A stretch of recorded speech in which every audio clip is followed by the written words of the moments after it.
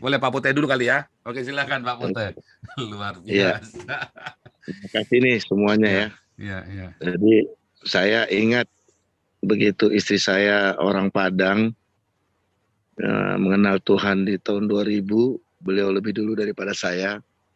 Kemudian setelah 9 tahun kita melayani, Tuhan kasih istri saya itu karunia nubuatan ya, melihat masa lalu orang, kemudian memberikan kata-kata hikmat untuk masa depan orang.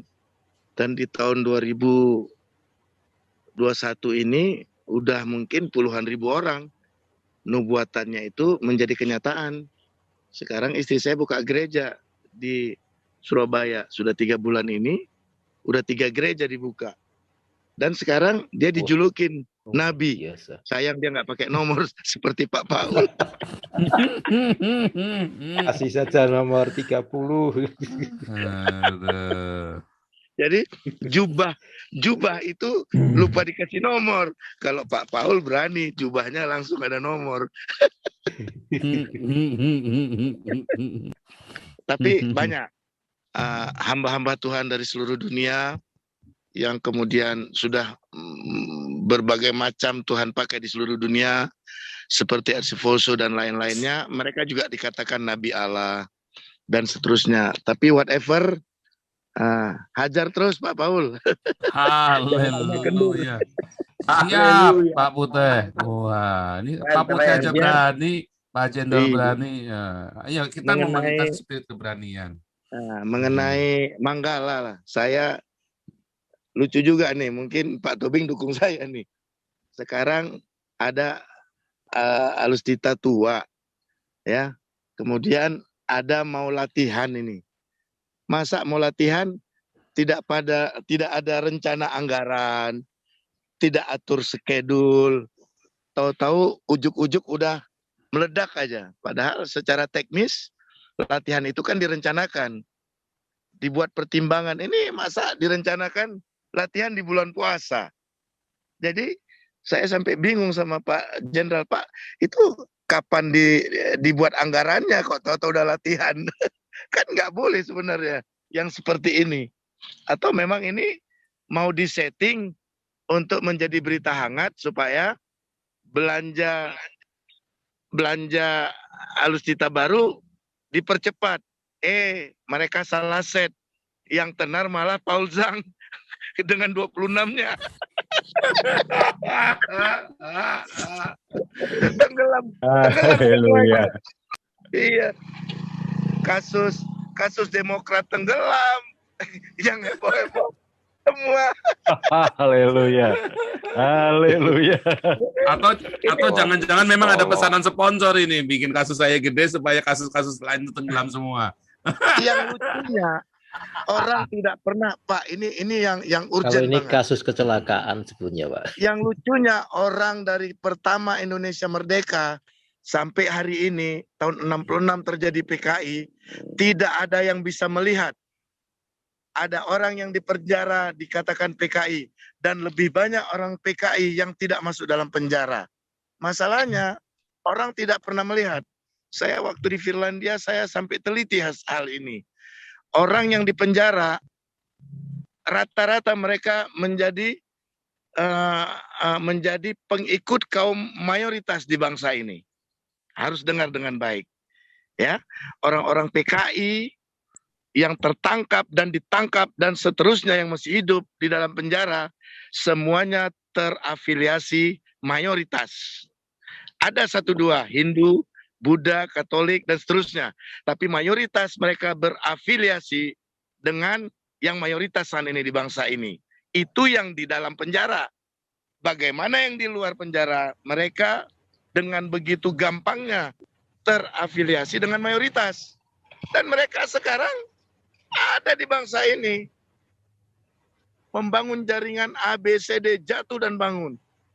Dan di zaman presiden kita sebelum Jokowi, mereka tumbuh subur.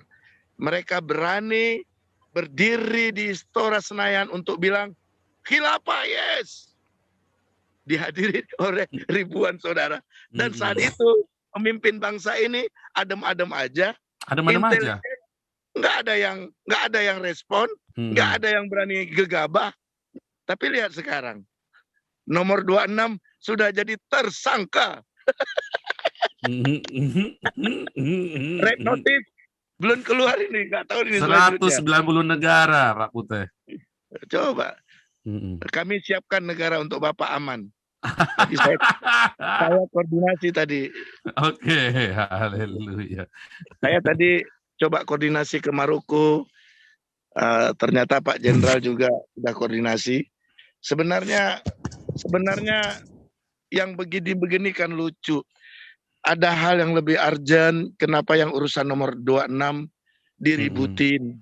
Nah, kan itu dia. Itu tuh sebenarnya kalau nangkap maksudnya itu kan ada urusan. Kalau di dalam bahasa Indonesia itu nomor 27 tuh. Nah, ini nomor 26 bukan 27, Pak. Supaya itu ada sedikit urgentnya, tapi banyak enggaknya. Nah, tetapi kemudian orang-orang menganggap yang kasusnya Demokrat, kasusnya yang lain-lain, reshuffle itu nggak ada penting, Manggala nggak penting, yang penting ngurusin nomor 26 dulu. Padahal ada yang nomor 27 juga kan. Iya, nah, Pak. Itu harusnya bahan perenungan itu. Bersyukur banget kita Jawa Pos bisa buat sepenuhnya. Iya. Tidak ada yang dipenggal-penggal, langsung dingin dalam tempo hanya 6-5 jam. Saya perhatikan. Coba, yang begitu viral dalam 5-6 jam langsung sejuk karena adanya berita terbuka dipaparkan semuanya oleh Jawa Pos. Yes, benar. Dan kita bingung kenapa aparat negara kita dengan begitu gampangnya bilang tersangka, belum baca utuh. Ada apa ini? Ada apa ini? Seharusnya mereka yang lebih dulu mencari mana yang full. Haleluya, Pak Putih. Sama seperti Ahok. Belum baca full, sudah bilang begini begitu. Dan Ahok dibilang gentleman karena masuk ke dalam sel selama beberapa tahun. Saya bilang bukan, Ahok bodoh.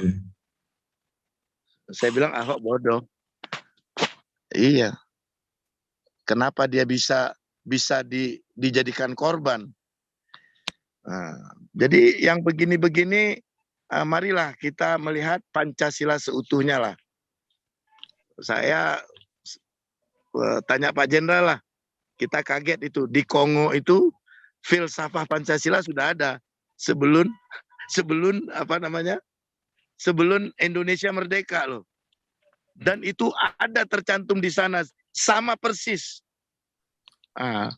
Maka kapan-kapan ayo kita tur ke Kongo melihat naskah Pancasila itu ada di sana. Makanya kalau kita bilang kenapa Soekarno mendapat hikmat seperti ini, kita juga bingung. Bagi saya dia pilihan. Seluruh Nusantara ini, saya ulangin sekali lagi, Soekarno tidak pernah berperang melawan semua raja-raja yang ada di Nusantara, tapi semua raja-raja itu dengan sukarela menyerahkan kerajaan, tahta kuasa dan rakyatnya untuk menjadi bagian Nusantara. Ini kan unik. Karena apa? Soekarno walaupun dengan segala keterbatasan dan kekurangannya bisa memaparkan kepada raja-raja di Nusantara sehingga mereka dengan rela menyerahkan tahta, otoritas, rakyat, semuanya menjadi satu. Berbeda, tapi kita satu. Demikian Pak Paul. Luar biasa Pak Putih. Nanti yang khusus Pak Putih ini saya potong, saya upload ulang Pak. Itu luar biasa. Oke, ini Pak Jenderal sudah standby. Lanjut Pak Jenderal. Baik, terima kasih. Wah, kita ini rame nih ya. Jadi katanya kita cinta damai, ya kan? Kan filosofinya Indonesia ini kita cinta damai, tapi lebih cinta kemerdekaan. Nah, kemerdekaan ini untuk siapa? Itu pertanyaannya.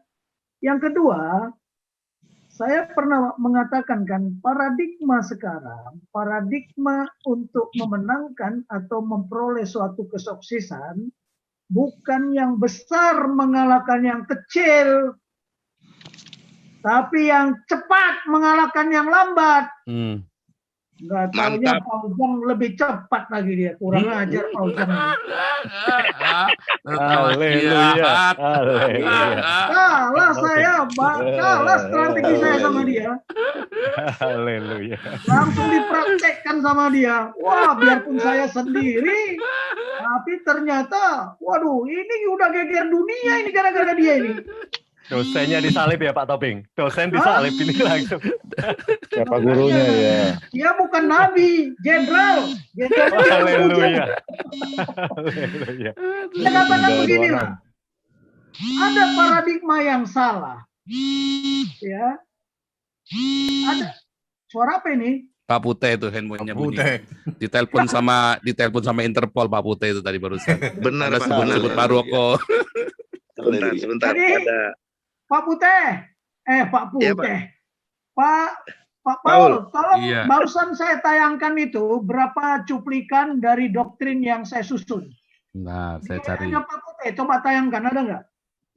Yang di WhatsApp ya baru kirim ya. Ya, di WhatsApp. Bentar, saya Tolong kirim. dilihat, Nah, ini- itu doktrin yang saya tulis di doktrin TNI. Mm-mm. Karena ada selalu kayak itu loh, sipis pacem parabellum. Wah, kalau Anda ingin damai, bersiaplah untuk perang. Tapi bukan sipis pacem parabellum juga. Itu bagi mereka-mereka yang